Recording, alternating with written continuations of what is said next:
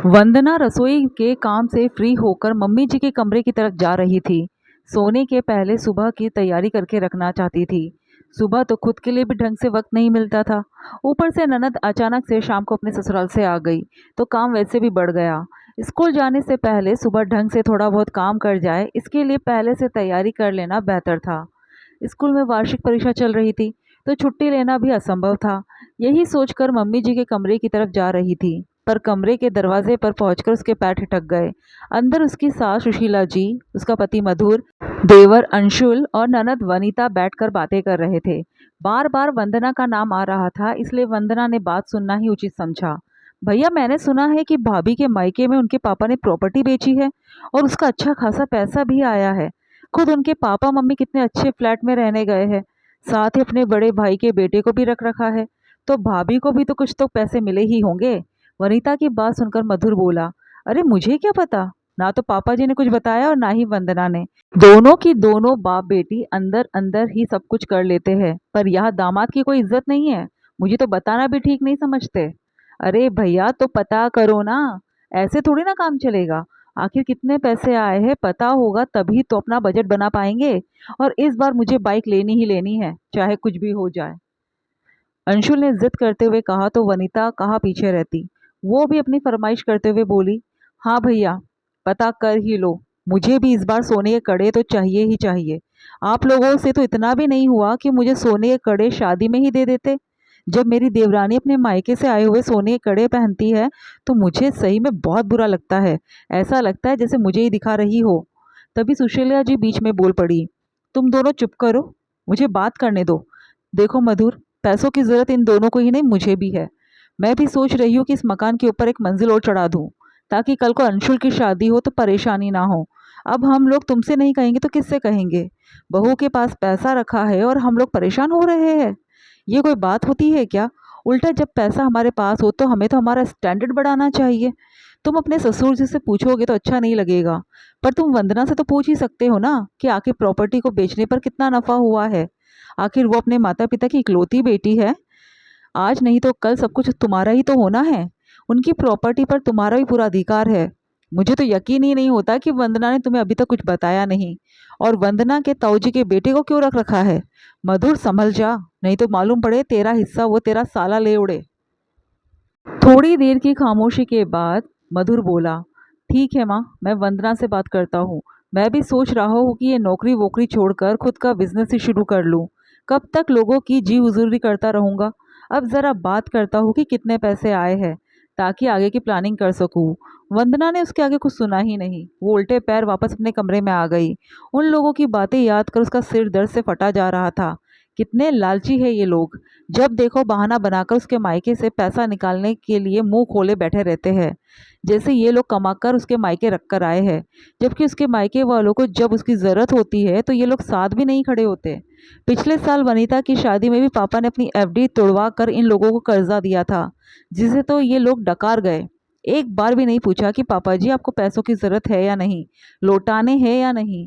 जब वंदना ने इस बारे में मधुर से बात की तो मधुर चिढ़ते हुए बोला था, तुम्हारे पापा क्या अपने दामाद से पैसे वापस लेंगे? इतना भी हक नहीं है क्या हमारा उन पर? और वैसे भी ले देकर वो दो जीव है, भला उनके क्या खर्चे? मधुर, कैसी बातें कर रहे हो तुम? माना कि वो लोग बुजुर्ग है, घर में सिर्फ दो लोग हैं, तो उनके क्या खर्चे नहीं होते? अगर उनसे पैसा लिया है तो उन्हें उनके पैसे वापस भी चुकाओ। क्यों, तुम्हारे पापा ने पैसे वापस लाने के लिए कहा है क्या?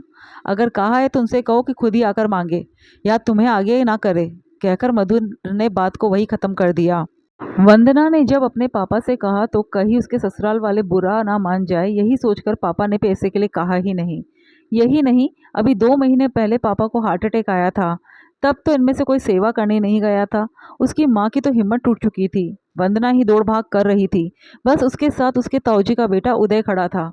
मधुर तो जब पापा हॉस्पिटल में थे तब शाम को थोड़ी देर के लिए आया था, पर एक बार भी उसने ये नहीं पूछना कि पैसों का बंदोबस्त हो पाया है या नहीं, जबकि वो अच्छी तरह से जानता था कि उसके मायके वाले भी मध्यम वर्गीय परिवार के लोग हैं और प्रॉपर्टी के नाम पर उनके पास सिर्फ उनका मकान है जिसमें वो लोग रहते हैं। वंदना ने जब मधुर से पैसों के लिए कहा तो मधुर ने कोई जवाब भी नहीं दिया और ना ही दोबारा हॉस्पिटल में आया। अब उदय ने वंदना से पैसों के लिए पूछा तो उसके पास कुछ था ही नहीं। अपनी सारी कमाई तो वो अपने ससुराल वालों को दे देती थी। उस समय उसकी स्थिति को समझते हुए उदय ने अपने किसी दोस्त से उधार लेकर उसके पापा का इलाज कराया था। लेकिन पापा के इलाज हो जाने के बाद पैसों को चुकाने के लिए अभी कुछ दिन पहले ही उन्होंने अपना बड़ा सा मकान बेच दिया और बचे हुए पैसों में खुद के लिए फ्लैट खरीद लिया और बाकी पैसे अपने खर्चों के लिए बैंक में जमा करवा दिए। हर जगह पर उदय ही बेटे की तरह भागदौड़ कर रहा था। अब उसी बेचे हुए मकान के पैसे इन लोगों को नजर आ रहे थे।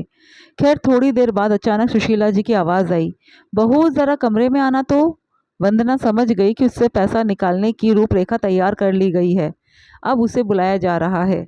वो उठ करके सुशीला जी के कमरे में गई तो सुशीला जी की जगह मधुर ने कहा, वंदना, मैंने सुना है कि तुम्हारे पापा ने अपना मकान बेच दिया और वो फ्लैट लेकर रह रहे हैं, साथ ही उदय को भी अपने पास रख रखा है। हाँ, अभी कुछ दिन पहले ही बेचा है, आखिर कर्जा तो चुकाना ही था। उनका कौन सा बेटा बैठा हुआ है जो उनके कर्जे चुकाएगा या उनकी बीमारी का इलाज करवाएगा। और रही बात उदय की, तो अभी पापा को अकेला नहीं छोड़ा जा सकता, और वैसे भी उदय बिल्कुल एक बेटे की तरह सेवा कर रहा है उनकी। हाँ, वो सब तो ठीक है, लेकिन कितने में बेचा? आखिर मैं दामाद हूँ, इतना हक तो मेरा भी बनता है कि मैं भी जानूँ कि पापा जी प्रॉपर्टी बेच रहे हैं या कहीं फ्लैट खरीद रहे हैं, उनके पास कुछ बचा भी है या नहीं। अरे हाँ, आप तो दामाद है, आपका तो हक है सब कुछ जानने का। चलिए मैं ही बता देती हूँ आपको। पापा के इलाज में काफ़ी पैसा खर्च हो गया था, जो कर्जा लेकर के किया गया था। तो उस कर्जे को चुकाने के लिए उनके पास कुछ नहीं था, सिर्फ वो मकान था, इसलिए उन्होंने इसे बेच दिया। पहले कर्जा चुकाया, बाद में खुद के रहने के लिए बंदोबस्त भी करना था, इसलिए फ्लैट ले लिया। थोड़े बहुत पैसे और बचे थे जो मैंने उन्हीं के नाम पर बैंक में डिपॉजिट करवा दिए। तुम्हें कुछ नहीं दिया? मैंने तो सुना है काफ़ी नफ़ा हुआ था। तुम तो बेटी हो उनकी, तुम्हें भी तो कुछ लाख रुपए दिए ही होंगे। सुशीला जी बीच में बोली, अब क्या कर सकते हैं मम्मी जी, पैसा लेने का हक ही थोड़ी ना रखती है बेटियाँ, जिम्मेदारी भी कोई चीज़ होती है। अब जब जिम्मेदारी उदय निभा रहा है तो मैंने सोचा पैसा भी उसी को मिलना चाहिए, इसलिए मैंने तो पापा को कह दिया कि जो आपकी जिम्मेदारी निभाए ये फ्लैट उसी के नाम कर देना। कहकर वो अपने कमरे में जाने लगी, पर यह सुनकर सभी के पैरों तले जमीन खिसक गई। तभी मधुर ने कहा, अरे तुम ऐसा कैसे कह सकती हो, एक बार हमसे पूछ तो लेती। तुम्हें पता भी है वो उदय तुम्हारे बड़े पापा का बेटा लालच में तुम्हारे माँ बाप की सेवा कर रहा है। लालच में ही सही, कम से कम सेवा तो कर रहा है। और तुमसे क्या पूछना था, जब मैंने पापा के इलाज के लिए तुमसे पैसे मांगे थे तो तुम तो पलटकर दोबारा हॉस्पिटल में ही नहीं आए। मुझे मेरे मम्मी पापा से कुछ नहीं चाहिए, क्योंकि मैं अपने दम पर कमाने का साहस रखती हूँ। और रही बात फ्लैट किसके नाम पर होगा, तो ये मेरे मम्मी पापा का डिसीज़न है, मुझे इस बारे में कुछ नहीं कहना। और अगर तुम्हें भी फ्लैट का इतना ही शौक है और उनकी प्रॉपर्टी के तुम सपने देखते हो, तो जब तक मेरे मम्मी पापा है कर लो उनकी सेवा, मैंने कब मना किया है। पर बिन सेवा तो कुछ नहीं मिलेगा। कहकर वंदना ने एक लंबी सांस भरकर अपने कमरे में चली गई और पीछे रह गए घर के बाकी के सदस्य अपने टूटे हुए अरमानों के साथ। लेकिन इसका एक फ़ायदा ज़रूर हुआ, आज नहीं तो कल प्रॉपर्टी ज़रूर नाम होगी, इस बहाने से ही सही। मन मारकर मधुर वंदना के मम्मी पापा के पास हर रोज़ चक्कर लगाकर आने लग गया। उन्हें क्या ज़रूरत है ये पूछने लगा था। अब तो वंदना के मम्मी पापा भी बहुत खुश थे। दामाद हर रोज़ उनके हालचाल पूछता था, इससे बड़ी बात क्या थी।